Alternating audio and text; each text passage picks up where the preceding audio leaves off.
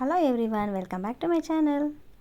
ಇವತ್ತು ಬೆಳಗ್ಗೆ ಬ್ರೇಕ್ಫಾಸ್ಟ್ಗೆ ಇಡ್ಲಿ ಮತ್ತು ಕಡಲೆ ಬೀಜದ ಚಟ್ನಿ ಎರಡೂ ರೆಡಿಯಾಗಿದೆ. ಇವತ್ತು ಬ್ರೇಕ್ಫಾಸ್ಟ್ ಮುಗಿಸ್ಕೊಂಡು ಚೆಕಪ್ ಇದೆ, ಹಸ್ಬೆಂಡ್ಗೆ ಕರ್ಕೊಂಡು ಹೋಗಬೇಕು. ಹಾಗಾಗಿ ದೀಪ್ತಿ ಕಸ ಗುಡಿಸ್ತಾ ಇದ್ಲು. ಸೊ ಬ್ರೇಕ್ಫಾಸ್ಟ್ ಎಲ್ಲ ಮುಗಿಸ್ಕೊಂಡು ಬಂದ್ವಿ ಹಾಸ್ಪಿಟಲ್ಗೆ. ಒಂದು ರೌಂಡ್ ಚೆಕಪ್ ಎಲ್ಲ ಆಯಿತು. ಮತ್ತು ಲಂಚ್ ಟೈಮ್ ಇದು. ಊಟ ಮಾಡಿಕೊಂಡು ಮತ್ತೆ ಬನ್ನಿ ಅಂತ ಹೇಳಿದ್ರು, ಹಾಗಾಗಿ ಊಟಕ್ಕೆ ಬಂದ್ವಿ. ಊಟ ಎಲ್ಲ ಮುಗಿಸ್ಕೊಂಡು ಮತ್ತೆ ಬಂದ್ವಿ. ಅಲ್ಲಿ ಸ್ಕ್ಯಾನಿಂಗ್ ಇತ್ತು, ಅದೆಲ್ಲ ಮುಗಿಸ್ಕೊಂಡು ರಿಪೋರ್ಟ್ ತೊಗೊಂಡು ಮತ್ತು ಚೆಕಪ್ ಎಲ್ಲ ಮುಗಿಸ್ಕೊಂಡು ಮನೆಗೆ ಬಂದ್ವಿ. ಮನೆಗೆ ಬಂದಮೇಲೆ ಹೀಗೆ ಎಲ್ಲ ಕೂತ್ಕೊಂಡು ಮಾತಾಡ್ತಾ ಇದ್ವಿ. ಏನೋ ಹೇಳ್ತಾಯಿದ್ರು, ಅಲ್ಲಿದು ಹಾಸ್ಪಿಟಲ್ದೆ ಎಲ್ಲ ಡಿಸ್ಕಸ್ ಮಾಡ್ತಾ ಕೂತಿದ್ವಿ. ಸೊ ನೈಟ್ ಡಿನ್ನರ್ಗೆ ಏನೂ ಮಾಡಿರಲಿಲ್ಲ ಅಲ್ವಾ ಮಧ್ಯಾಹ್ನ, ಹಾಗಾಗಿ ಬಂದು ನೈಟ್ ಡಿನ್ನರ್ಗೆ ಪೆಪ್ಪರ್ ರೈಸ್ ಮಾಡಿದ್ದೆ.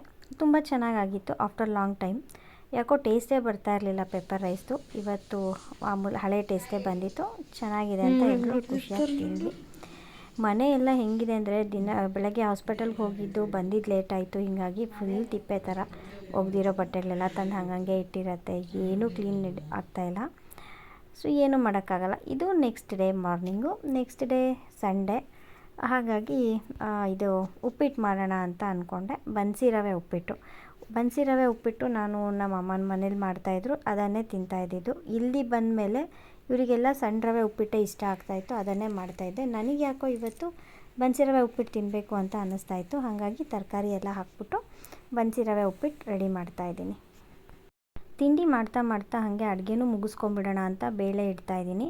ಇವತ್ತು ಬೂದ್ಗುಂಬಳಕಾಯಿ ಇತ್ತು. ಬೂದ್ಗುಂಬಳಕಾಯಿ ಹಾಕಿ ಹುಳಿ ಮಾಡೋಣ ಅಂತ ಬೇಳೆ ಮತ್ತು ತರಕಾರಿ ಎಲ್ಲ ರೆಡಿ ಮಾಡ್ಕೋತಾ ಇದ್ದೆ. ನಾನು ಮೆಹಂದಿ ಇಟ್ಕೊಂಡು ತುಂಬ ತಿಂಗಳುಗಳೇ ಆಗೋಗಿತ್ತು. ಹಾಗಾಗಿ ಇವತ್ತು ಮೆಹಂದಿ ಇಟ್ಕೊಳ್ಳೋಣ ಅಂತ ನೈಟೇ ಎಲ್ಲ ಕಲಸಿ ರೆಡಿ ಮಾಡಿಟ್ಟಿದ್ದೀನಿ. ಅದಕ್ಕೆ ಫಸ್ಟ್ ಅಡುಗೆನೂ ಒಟ್ಟಿಗೆ ಮುಗಿಸ್ಕೊಂಬಿಟ್ರೆ ನನಗೆ ಕೆಲಸ ಈಸಿ ಆಗುತ್ತೆ ಅಂದ್ಕೊಂಡು ಜೊತೆಯಲ್ಲೇ ಅಡುಗೆನೂ ಮುಗಿಸ್ತಾ ಇದ್ದೀನಿ.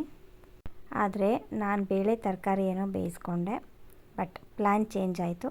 ಏನದು ಅಂತ ಮುಂದೆ ಹೇಳ್ತೀನಿ.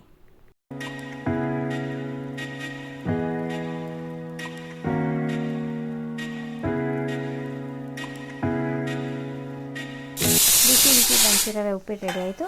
ಜೊತೆಯಲ್ಲೇ ಕುಕ್ಕರ್ ಕೂಡ ವಿಸಿಲ್ ಆಯಿತು. ಸೊ ಎರಡನ್ನೂ ಆಫ್ ಮಾಡಿದೆ. ಉಪ್ಪಿಟ್ಟಂತೂ ಟೇಸ್ಟ್ ಚೆನ್ನಾಗಾಗಿತ್ತು, ನನಗಿಷ್ಟ ಆಯಿತು. ನನ್ನ ಚಿಕ್ಕ ಮಗಳಿಗೆ ಇಷ್ಟ ಆಗಲಿಲ್ಲ. ಅವಳು ಫಸ್ಟ್ ಟೈಮ್ ತಿಂದಿದ್ದು ಬನ್ಸಿ ರವೆ ಉಪ್ಪಿಟ್ಟು. ಅವಳು ನನಗೇನೋ ಇದು ಇಷ್ಟ ಆಗ್ತಿಲ್ಲ ಅಂತಂದ್ಲು. ಸರಿ, ನಾನು ಎಲ್ಲ ಮೆಹಂದಿ ಇಟ್ಕೊಂಡು ಆಮೇಲೆ ಏನಾಯಿತು ಅಂದರೆ, ಧೃತಿ ನನಗೆ ಅನ್ನ ಹುಳಿ ಎಲ್ಲ ಬೇಡ, ನೀನು ಬೇಳೆ ಬೇಯಿಸಿರೋದನ್ನ ಎತ್ತಿಟ್ಬಿಡು, ನನಗೆ ಗಸಗಸೆ ಪಾಯಸ ಮಾಡಿಬಿಟ್ಟು ಪೂರಿ ಮಾಡಿಕೊಡಿ ಮಧ್ಯಾಹ್ನ ಊಟಕ್ಕೆ ಅಂತ ಹೇಳಿದ್ಲು. ಸರಿ ಅಂದ್ಬಿಟ್ಟು ಅದಕ್ಕೆ ರುಬ್ಕೋತಾ ಇದ್ದೆ ಗಸಗಸೆ ಪಾಯಸಕ್ಕೆ ಅಂತ. ಇಲ್ಲಿ ಅದು ಕಾಟ್ ಇತ್ತಲ್ಲ ಹಾಲಲ್ಲಿ, ಅದನ್ನು ವಾಪಸ್ ಕೊಡ್ತಾಯಿದ್ದೀನಿ. ರೆಂಟಿಗೆ ತೊಗೊಂಡಿತ್ತು ಅದು 1 ಮಂತ್ಗೆ ಅಂತ. ಅದರ ಡೇಟ್ ಮುಗೀತು. ಸೊ ಅವ್ರು ಬಂದು ತೊಗೊಂಡು ಹೋಗ್ತೀನಿ ಅಂದರು. ಅದೆಲ್ಲ ಬಿಚ್ಕೊತಾ ಇದ್ದಾರೆ. ಸೊ ಹಸ್ಬೆಂಡ್ನ ರೂಮ್ಗೆ ಶಿಫ್ಟ್ ಮಾಡಿದ್ವಿ. ಇಲ್ಲಿ ಪೂರಿಗೆ ಹಿಟ್ಟು ಕಲಿಸ್ತಾ ಇದ್ದೀನಿ. ಸ್ನಾನ ಮಾಡ್ಕೊಂಡು ಬಂದೆ. ಪೂರಿಗೆ ಹಿಟ್ಟೆಲ್ಲ ಕಲಿಸ್ಬಿಟ್ಟು ರೆಡಿ ಮಾಡ್ತಾಯಿದ್ದೆ.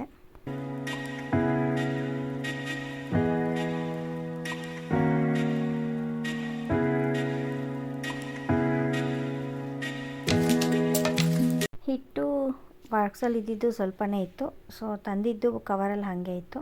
ಹಳೇದು ಖಾಲಿ ಆದಮೇಲೆ ಫಿಲ್ ಮಾಡೋಣ ಅಂದ್ಕೊಂಡು ಸುಮ್ಮನಾಗಿದ್ದೆ.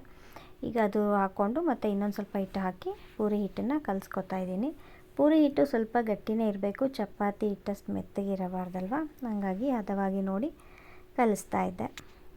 ಎಣ್ಣೆ ಕೂಡ ಬಾಕ್ಸಲ್ಲಿ ಖಾಲಿಯಾಗಿತ್ತು.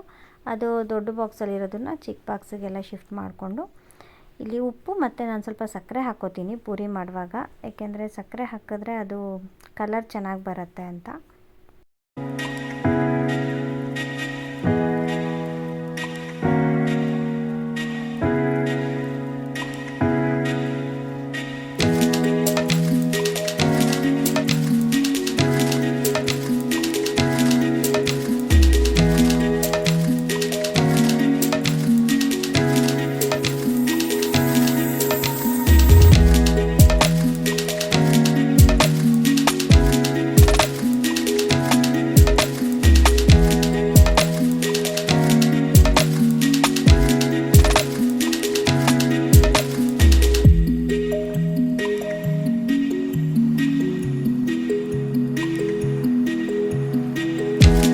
ಗಸಗಸೆ ಪಾಯಸಕ್ಕೆ ರುಬ್ಬಿಟ್ಕೊಂಡಿದ್ದಲ್ಲ, ಅದನ್ನು ಬಟ್ಲಿಗೆ ಶಿಫ್ಟ್ ಮಾಡ್ತಾಯಿದ್ದೀನಿ.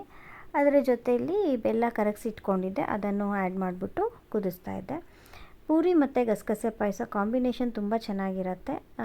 ಮಕ್ಳಿಗೂ ಇಷ್ಟ ಆಯಿತು, ಹಸ್ಬೆಂಡು ಎಲ್ಲರೂ ಇಷ್ಟಪಟ್ಟು ತಿಂದರು. ಟೇಸ್ಟ್ ಮಾತ್ರ ಸಖತ್ತಾಗಿತ್ತು. ಇನ್ನೂ ನನ್ನ ಚಾನಲ್ ನೋಡ್ತಾ ಇರೋರು ಯಾರಾದರೂ ಸಬ್ಸ್ಕ್ರೈಬ್ ಮಾಡ್ಕೊಳ್ದೆ ನೋಡ್ತಾ ಇದ್ದರೆ ಅವರೆಲ್ಲ ಪ್ಲೀಸ್ ಸಬ್ಸ್ಕ್ರೈಬ್ ಮಾಡ್ಕೊಂಡು ನೋಡಿ. ಈ ವಿಡಿಯೋ ಇಷ್ಟ ಆದರೆ ಲೈಕ್ ಮಾಡಿ ಮತ್ತು ಶೇರ್ ಮಾಡಿ.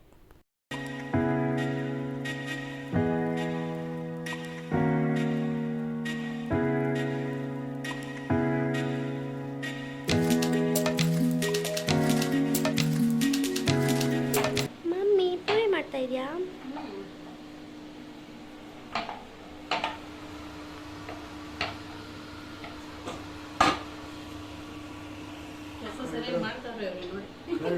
ಮಾಡ್ತಾ ಇದ್ದೀರಾ ಕಿಚನ್ ಎಂಟ್ರಿ. ಹಾಯ್. ನೈಟ್ ಡಿನ್ನರ್ಗೆ ಸ್ವಲ್ಪ ಪೆಪ್ಪರ್ ರಸಮ್ ಮಾಡ್ತಾಯಿದ್ದೆ. ನಾನು ಈ ವಿಡಿಯೋನ ಇಲ್ಲಿಗೆ ಎಂಡ್ ಮಾಡ್ತಾಯಿದ್ದೀನಿ. ನೆಕ್ಸ್ಟ್ ವಿಡಿಯೋದಲ್ಲಿ ಸಿಗ್ತೀನಿ. Enjoy every moment, have fun, bye.